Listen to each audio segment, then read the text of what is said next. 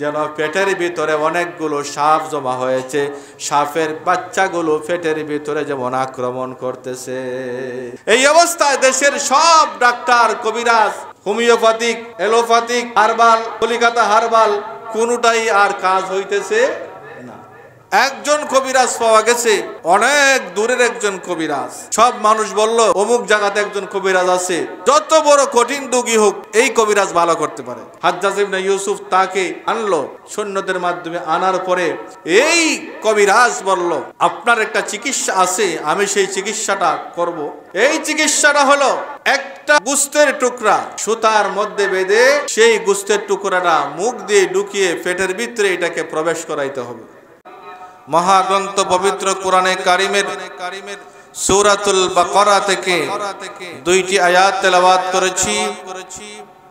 155 এবং 156 নং এই দুইটি আয়াত আমি আপনাদের সামনে তেলাওয়াত করেছি। মহাগ্রন্থ পবিত্র কোরআনে কারিমের 2 নম্বর সূরা এবং সর্ববৃহৎ সূরা, সবচেয়ে বড় দীর্ঘ সূরা, সেই সূরাটির নাম হচ্ছে সূরাতুল বাকারা। কোরআনে কারিমের 2 নম্বর সূরা এবং সর্ববৃহৎ সবচেয়ে লম্বা সূরা। আল্লাহ রাব্বুল আলামিন এই সূরার মধ্যে অনেক বিষয়ে আলোচনা করেছেন। বাকারা, বাকারাতুন শব্দের অর্থ হচ্ছে গাবি। এই সূরার মধ্যে একটা গাভীর ঘটনা আছে, যা হযরত মূসা আলাইহিস সালাতু ওয়াস সালামের সময় একজন মানুষের একটা ফিতনা, একটা বিশেষ একটা ঘটনাকে উদ্ঘাটন করার জন্য আল্লাহ রাব্বুল আলামিন মূসা আলাইহিস সালাতু ওয়াস সালামের তার একজন যুবক উম্মতকে একটা গাভী জবাইয়ের কথা বলেছিলেন। এই ঘটনার পরিপ্রেক্ষিতে আল্লাহ রাব্বুল আলামিন এই সমস্ত সূরার নামটাই দিয়েছেন সূরাতুল বাকারা, মানে গাভী। এই ঘটনাটি অনেক লম্বা, আজকে বলার মতো সুযোগ নেই, আরেকদিন বলবো ইনশাআল্লাহ।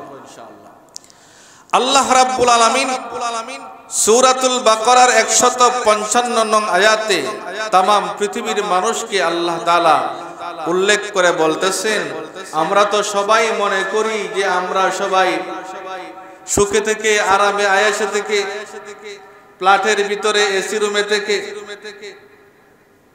তারপরে কুরমা পোলাও খেয়ে, মিষ্টি খেয়ে, দুধ কলা খেয়ে সবাই সুখে শান্তিতে বেহেশতে চলে যাবে। আসলে বিষয়টা এইরকম নয়। যদি এইরকমই হইতো তাহলে দুজাহানের বাদশা নবী মুহাম্মদ আরবি সাল্লাল্লাহু আলাইহি ওয়াসাল্লাম তিনি উহুদের ময়দানে সেনাপতির দায়িত্ব পালন করতে গিয়ে উনার মাথা ফাটানোর কোনো প্রয়োজন ছিল না, এমনি বেহেশতে চলে যেতেন। আল্লাহর হাবিব বিশ্বনবী মুহাম্মদুর রাসূলুল্লাহ তিনি তো এমনি জান্নাতি, সব জান্নাতীর সর্দার। তিনি মানুষকে জান্নাতে নেবেন সুপারিশ করে, তার তো দুনিয়াতে এত কষ্ট করার প্রয়োজন ছিল না। আল্লাহর হাবিব ইসলামের জন্য উনার দান মুবারক শহীদ করেছেন উহুদের ময়দানে। কারণ ইসলামকে এই পৃথিবীতে বাস্তবায়নের জন্য, দ্বীনকে এই পৃথিবীতে গালিব করার জন্য, ইসলাম ধর্মটাকে এই পৃথিবীতে বিজয়ী করার জন্য মুসলমানদেরকে ত্যাগ করতে হবে, কষ্ট করতে হবে, মুজাহাদা করতে হবে, রক্ত দিতে হবে, প্রয়োজন পড়লে আল্লাহর রাস্তায় নিজের জীবনটাও উৎসর্গ করে দিতে হবে। সব পরীক্ষায় উত্তীর্ণ হওয়ার পরে আল্লাহর জান্নাতে যেতে হবে। আল্লাহ রাব্বুল আলামিন সেই কথাগুলি এখানে বলেছেন, وَلَنَبْلُوَنَّكُمْ بِشَيْءٍ مِّنَ الْخَوْفِ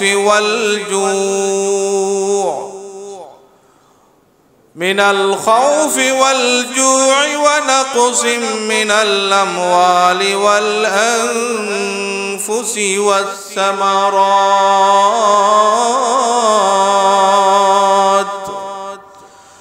وَبَشِّرِ الصَّابِرِينَ।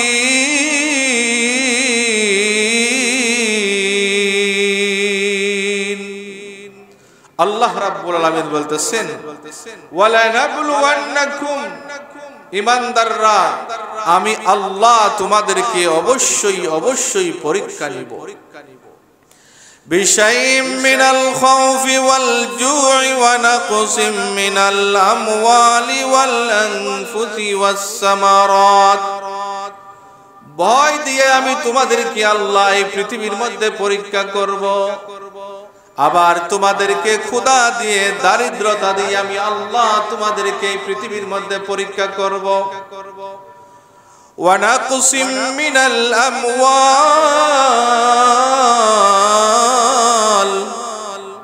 আল্লাহ রাব্বুল আলামিন বলেন আমি আল্লাহ কখনো আবার তোমাদের ধন সম্পদ তোমাদের মালকে বিনষ্ট করে দিব।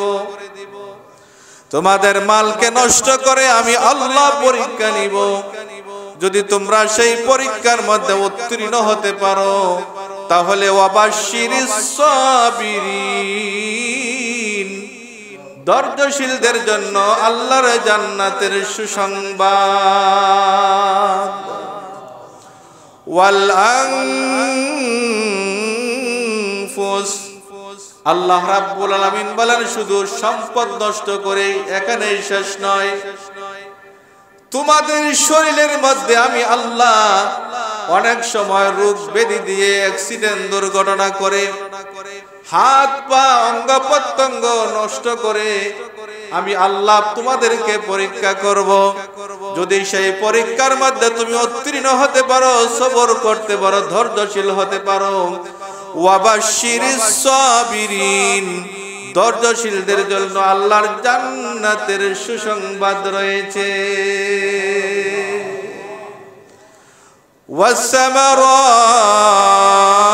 ওয়াসসামারাত, আল্লাহ রাব্বুল আলামিন বলেন তোমাদেরকে ক্ষুধা দিয়ে, তোমাদেরকে ভয় দিয়ে, তোমাদের সম্পদ বিনষ্ট করে, তোমাদেরকে শারীরিকভাবে তোমাদেরকে কষ্ট দিয়ে পরীক্ষা নেব, তারপরে তোমাদের ফসল ফলাদি বিনষ্ট করে আমি আল্লাহ পরীক্ষা নেব।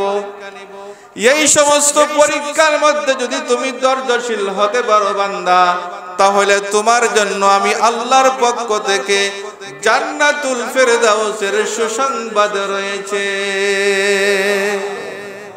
আল্লাহ রাব্বুল আলামিন এতগুলো পরীক্ষার পরে তারপরে কি বলেছেন, যেই সমস্ত বান্দা বান্দিরা আমি আল্লাহর পরীক্ষার মধ্যে তারা উত্তীর্ণ হতে পারবে, সফলতা অর্জন করতে পারবে, সবর করতে পারবে, ধৈর্য অবলম্বন করতে পারবে, আল্লাহ রাব্বুল আলামিন ধৈর্যশীল বান্দা বান্দীদের জন্য জান্নাতের সুসংবাদ দান করেছেন।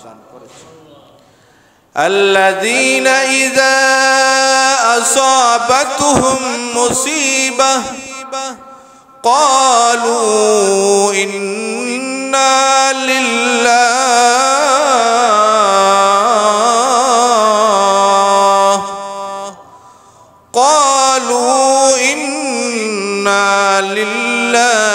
وإنا إليه راجعون।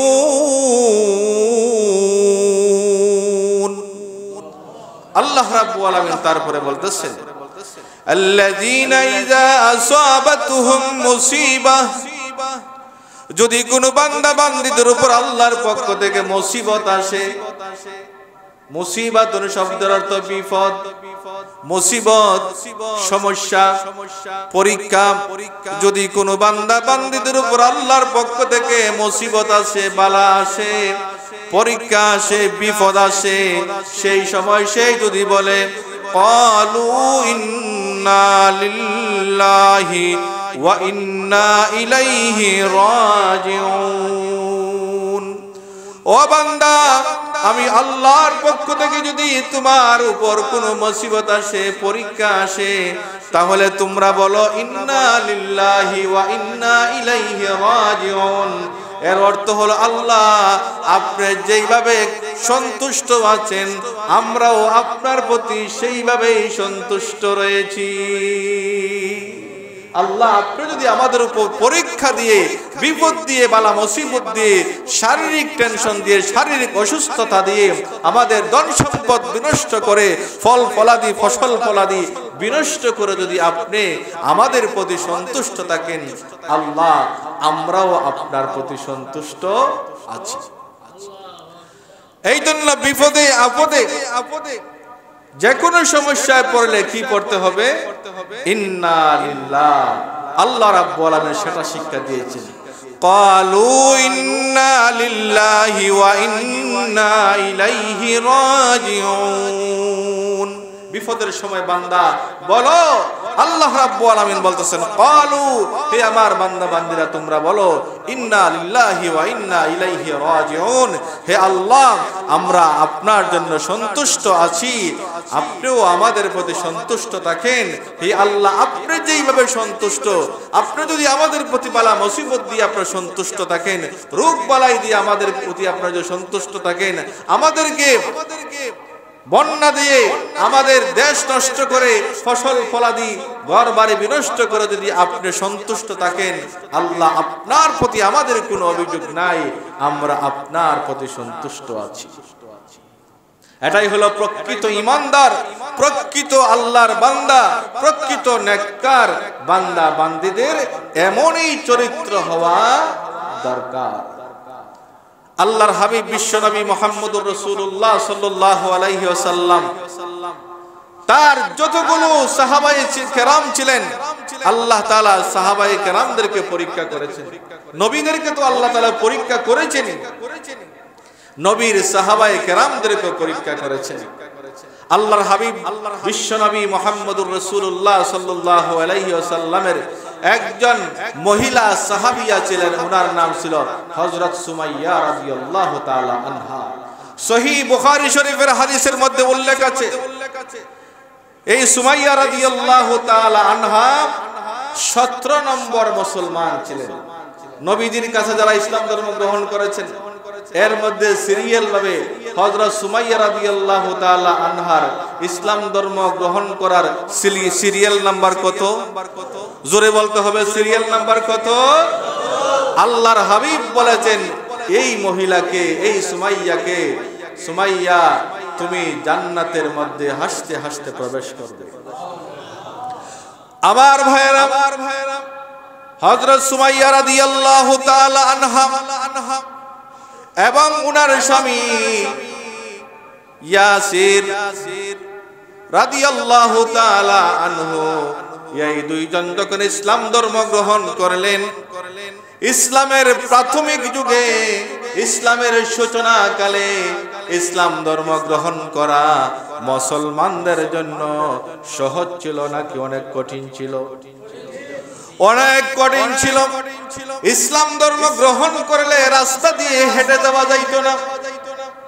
বেঈমান কাফিররা অত্যাচার করত, গালিগালাজ করত, সমাজের ভখাটে ছেলেদেরকে মুসলমানদের পিছনে লেলিয়ে দিত, তাদেরকে পাথর মারো, তাদেরকে অত্যাচার করো, তাদেরকে তুতু নিক্ষেপ করো। মুসলমানরা রাস্তা দিয়ে হেঁটে যাইতে পারতেন না। আজকে যেই রকম ভাবে ইসলাম ধর্ম গ্রহণ করাটা সহজ, তৎকালীন সময়ে ইসলামের প্রাথমিক কালে ইসলাম ধর্ম গ্রহণ করাটা এত সহজ ছিল না। হযরত সুমাইয়া রাদিয়াল্লাহু তাআলা আনহা ইসলাম ধর্ম গ্রহণ করলেন, ওনার স্বামীও ইয়াসির ইসলাম ধর্ম গ্রহণ করলেন। তাদের উপর আবু জাহিলের পক্ষ থেকে অত্যন্ত অত্যাচার শুরু হইল, তাদের প্রতি নির্যাতন শুরু হইল।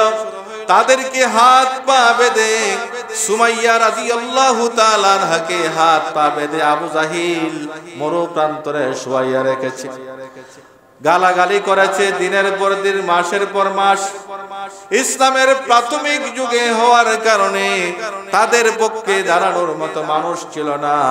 আল্লাহর হাবিব যখন তাদের কাজ দিয়ে যাইতেন, সুমাইয়ার পাশ দিয়ে যাইতেন, আল্লাহর হাবিব বললেন তোমাদের জন্য এমন একটা সময় আসতেছে, তোমরা জান্নাতে গিয়ে, আল্লাহর জান্নাতে গিয়ে তোমরা হাসবে।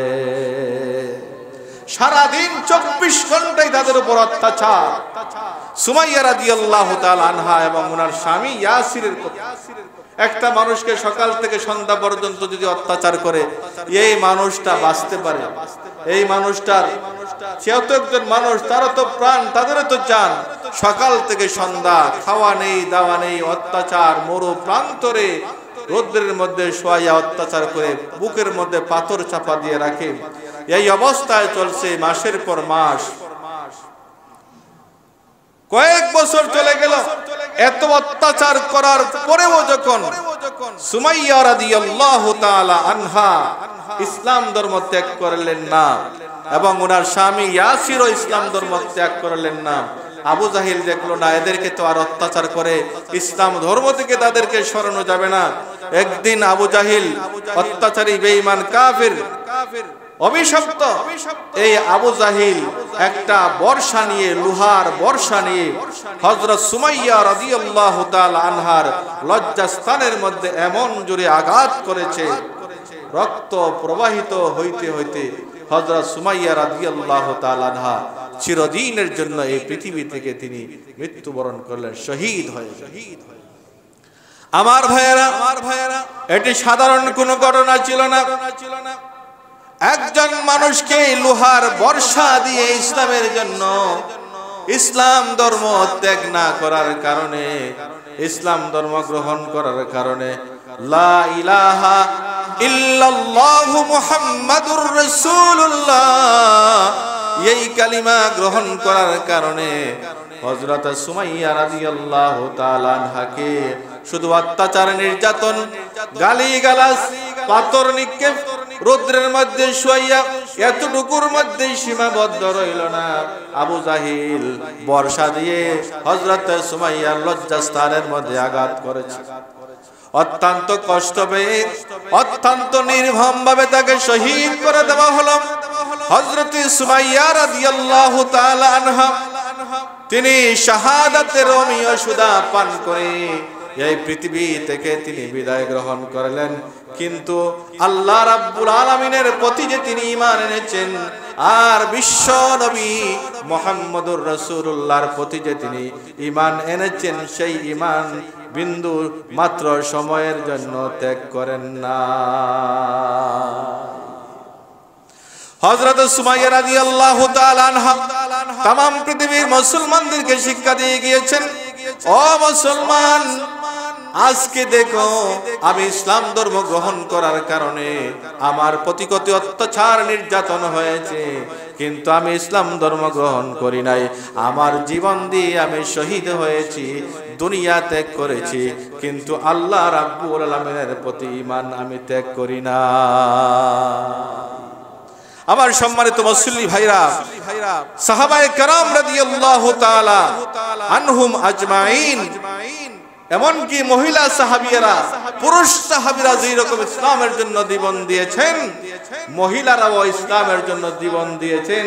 নবীর সাহাবীদের মধ্য থেকে সর্বপ্রথম যিনি ইসলামের জন্য জীবন দিয়েছিলেন তিনি কোনো পুরুষ সাহাবী নন, তিনি হলেন 17 নম্বর মুসলমান একজন নারী, হযরত সুমাইয়া রাদিয়াল্লাহু তাআলা আনহা।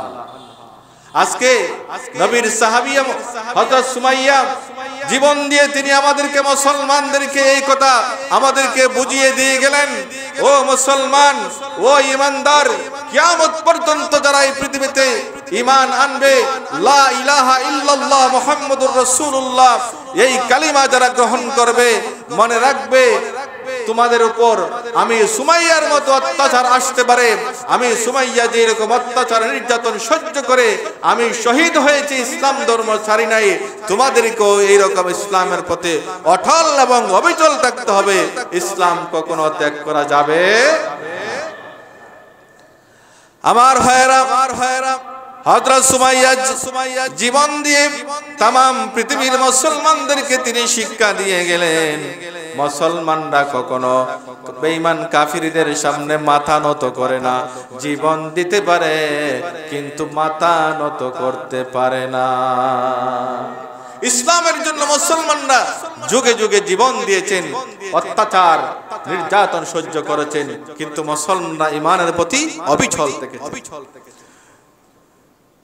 একজন জালেম, অত্যাচারী ছিলেন হাজ্জাজ ইবনে ইউসুফ, মুসলমানদেরকে অনেক হত্যা করেছেন, শহীদ করেছেন, এমনকি নবীর অনেক সাহাবীদেরকে সে শহীদ করেছে। হাজ্জাজ ইবনে ইউসুফ মুসলমান ছিল কিন্তু জালেম ছিল, অত্যাচারী। সে 1,20,000 মুসলমানকে শহীদ করেছে। এর মধ্যে নবীজির অনেক সাহাবী ছিলেন, একজন উল্লেখযোগ্য সাহাবী ছিলেন হযরত আব্দুল্লাহ ইবনে জুবাইর রাদিয়াল্লাহু তাআলা। আরেকজন উল্লেখযোগ্য সাহাবী ছিলেন হযরত সাঈদ ইবনে জুবাইর রাদিয়াল্লাহু তাআলা। একদিকে সে মুসলমান, নামদারি মুসলমান, আবার নবীর সাহাবীদেরকে শহীদ করে, নবীর সাহাবীদেরকে সে হত্যা করে। সে অনেক জালেম ছিল, এত জালেম ছিল যে তার যুগে আজও আমরা ইতিহাস তালাশ করলে এত বড় অত্যাচারী পাওয়া যায় না।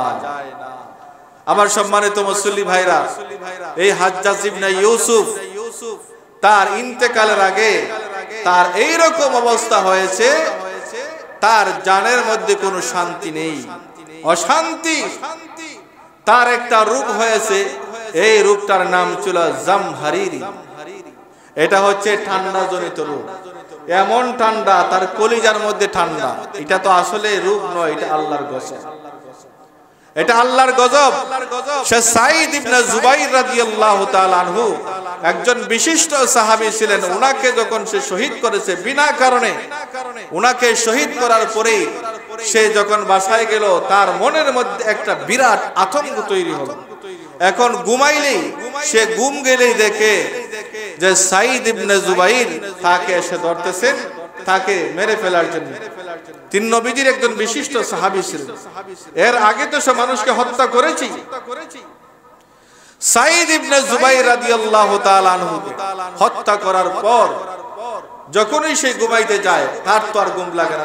চোখ লাগলেই দেখে সাঈদ ইবনে জুবাইর এসে তাকে ধরতেছেন, তাকে মেরে ফেলার জন্য চেষ্টা করতেছে। তার এত আতঙ্ক তৈরি হয়েছে, এই আতঙ্কের কারণে তার অন্তরের মধ্যে, কলিজার মধ্যে যদি ভয় লাগে, একটা হলো কলিজার মধ্যে মানুষের ভয় লাগে না, কিচ্ছু দেখলেই ভয় পায়, রাস্তা দিয়ে হাঁটতে পারে না, মনে হয় যেন পিছনে কি আসতেছে। একা কোনো রুমে থাকতে পারে না, থাকলেই মনে হয় যেন তারা এসে জিনে বসে ধরে, এইরকম মানুষ আছে না? এখন হাজ্জাজ ইবনে ইউসুফ ঘুমাইতে পারে না, একা থাকতে পারে না, মনে হয় যেন তাকে এসে ধরে সাঈদ ইবনে জুবাইর তাকে হত্যা করে ফেলতেছে। এই টেনশন থেকে তার এমন একটা ঠান্ডা রোগ তৈরি হয়েছে, এটার নাম হলো জামহারিরি। এত ঠান্ডা তার শরীরে, এত খিঁচুনি তৈরি হয়, তার পাশে এসে জ্বলন্ত আগুনের কয়লা রাখতে হয়, এত কাছে রাখতে হয়, আগুনের হিটে তার শরীরের চামড়া পুড়ে যায়, কিন্তু তার ঠান্ডা আর যায় না। এই অবস্থায় সারা দেশের সমস্ত ডাক্তার, কবিরাজ, যত চিকিৎসক রয়েছে, সমস্ত চিকিৎসকদের শরণাপন্ন হয়েছে, কিন্তু হাজ্জাজ ইবনে ইউসুফের ঠান্ডা কমে না। আগে তো শুধু ঠান্ডা ছিল, এখন নতুন করে আরেকটা সমস্যা দেখা দিয়েছে। এমন সমস্যা, সারা পেটের ভিতরে শুধু কামড়ায়, কলিজার ভিতরে কামড়ায়, সারা পেটের ভিতরে যেন শুধু বিষাক্ত সাপের মতো কামড়, যেন পেটের ভিতরে অনেকগুলো সাপ জমা হয়েছে, সাপের বাচ্চাগুলো পেটের ভিতরে যেমন আক্রমণ করতেছে। এই অবস্থায় দেশের সব ডাক্তার, কবিরাজ, homeopathic, allopathic, herbal, Calcutta herbal, কোনটাই আর কাজ হইতেছে। একজন কবিরাজ পাওয়া গেছে, অনেক দূরের একজন কবিরাজ। সব মানুষ বলল অমুক জায়গাতে একজন কবিরাজ আছে, যত বড় কঠিন রোগী হোক এই কবিরাজ ভালো করতে পারে। হাজ্জাজ ইবনে ইউসুফ তাকে আনলো সৈন্যদের মাধ্যমে, আনার পরে এই কবিরাজ বলল, আপনার একটা চিকিৎসা আছে, আমি সেই চিকিৎসাটা করব। এই চিকিৎসাটা হলো একটা গোশতের টুকরা সুতার মধ্যে বেঁধে, সেই গোশতের টুকরাটা মুখ দিয়ে ঢুকিয়ে পেটের ভিতরে এটাকে প্রবেশ করাইতে হবে। এটা তো সহজ জিনিস না, প্রাচীন কালে এটা কি এত সহজ ছিল? এখন যে রকম মানুষের পেটের ভিতরে যে কোনো সমস্যা হলে ডক্টররা আধুনিক চিকিৎসা বের হয়েছে, অল্প সময়ের ভিতরে পেটের ভিতরে ঢুকাইতে পারে, কিন্তু তৎকালীন সময়ে এত বিষয়টা এত সহজ ছিল না। অনেক কষ্ট করে সুতার মধ্যে, সুতার মাথার মধ্যে গোশতের টুকরা বেঁধে হাজ্জাজ ইবনে ইউসুফের পেটের ভিতরে প্রবেশ করানো হইল। 5 মিনিট রাখার পরে টান দিয়ে, সুতাটা টান দিয়ে এই গোশতের টুকরাটাকে বের করা হয়েছে। দেখা গেল এই গোশতের টুকরার মধ্যে অসংখ্য ছোট ছোট বিষাক্ত বিচ্ছুগুলো এই গোশতের মধ্যে লেগে আসছে, কামড় দিয়ে ধরে আসছে। একটা দুইটা নয়, শত শত হাজার হাজার। আমাদের যদি পেটের ভিতরে ছোট্ট একটা বিষধর আপনার বিচ্ছু থাকে, তাহলে রাত্রিবেলা ঘুম হবে। আর যেই মানুষটার পেটের ভিতরে একটা দুইটা নয়, শত শত হাজার হাজার সাপ বিচ্ছু, সেই ব্যক্তির জানের মধ্যে 24 ঘন্টার মধ্যে কি 1 সেকেন্ড কোনো শান্তি আছে? কারণ ওই যে নিরীহ মানুষগুলোকে হত্যা করেছে, নবীর সাহাবায়ে কেরামকে হত্যা করেছে, হাফেজে কোরআনদেরকে হত্যা করেছে, মসজিদ মাদ্রাসার ইমামদেরকে হত্যা করেছে, উলামায়ে কেরামকে হত্যা করেছে, তাবিঈনদেরকে হত্যা করেছে। তাদের চোখের পানি, তাদের অন্তরের কান্না, তাদের অভিশাপে আল্লাহ রাব্বুল আলামিন পৃথিবীর জঘন্যতম একজন শাসক হাজ্জাজ ইবনে ইউসুফকে এই কঠিন পরীক্ষার মধ্যে ফেললেন। তাকে এত কঠিন ভয়াবহ শাস্তির সম্মুখীন তাকে করলেন। মানুষ বিপদে পড়লে হুজুরদেরকে ডাকে। এখন হাজ্জাজ ইবনে ইউসুফ বাঁচার জন্য কবিরাজকে বলল, আমার পেটের ভিতরে যে এতগুলো সাপ বিচ্ছু বাঁচার উপায়। এই কবিরাজ বলল, আপনার পেটের ভিতরে এতগুলো একটা দুইটা যদি বিচ্ছু থাকতো তাহলে এগুলোকে ধ্বংস করার কোনো উপায় ছিল, কিন্তু আপনার পেটের ভিতরে যেই পরিমাণ সাপ আর বিচ্ছু আছে, এটা সাধারণ কোনো রোগ নয়, এটা আল্লাহর পক্ষ থেকে ভয়াবহ এক গজব আপনার উপর নাজিল হয়েছে। আপনার উপর আল্লাহর পক্ষ থেকে একটা শাস্তি হয়েছে, শাস্তি নাজিল হয়েছে। এতগুলো সাপ বিচ্ছু ধ্বংস করার কোনো ওষুধ আমাদের কাছে নেই। কি করা যায় তাহলে? কবিরাজ বলল, দেশের বুজুর্গ উলামায়ে কেরাম যারা আছে তাদের কাছে যান, তাদের হাতে পায়ে ধরেন, দেখেন তাদের কাছে কোনো পরামর্শ আছে। যুগ শ্রেষ্ঠ আলেম হাসান বসরি রহমতুল্লাহি আলাইহির কাছে একজন লোক পাঠাইলো। লোক পাঠাইয়া হাসান বসরিকে তার রাজ দরবারে ডাকলো। হাজ্জাজ ইবনে ইউসুফ হাসান বসরিকে এনে উনার হাতে পায়ে ধরলো, মাফ চাইলো, হুজুর আমাকে বাঁচান, আমি তো মরে গেলাম, আমাকে রক্ষা করেন। যেই লোকের পেটের ভিতরে এতগুলো সাপ বিচ্ছু, সেই ব্যক্তির চেহারা কি ঠিক আছে? একদিকে রাত্রে ঘুম নাই। সাঈদ ইবনে জুবাইর নবীজির সাহাবীকে হত্যা করার পর থেকে তার ঘুম গেছে, তার জামহারনি ঠান্ডা রোগ হয়েছে, যার কোনো চিকিৎসা পৃথিবীতে নেই। তার পেটের ভিতরে অসংখ্য অগণিত বিচ্ছু, এর কোনো চিকিৎসা নেই, চেহারা নষ্ট হয়ে গেছে। হযরত হাসান বসরি আল্লাহর ওলি, তাকে দেখে তিনি কেঁদে দিলেন আর বললেন, হাজ্জাজ ইবনে ইউসুফ, তোমাকে আমি অনেক বছর আগে সতর্ক করেছিলাম, মানুষের সঙ্গে বেয়াদবি করবা না, মানুষকে কষ্ট দিবা না, আল্লাহর বান্দাদেরকে তুমি আঘাত করবা না, আল্লাহর বান্দাদেরকে তুমি কষ্ট দিবা না, তোমার উপর শাস্তি আসতে পারে।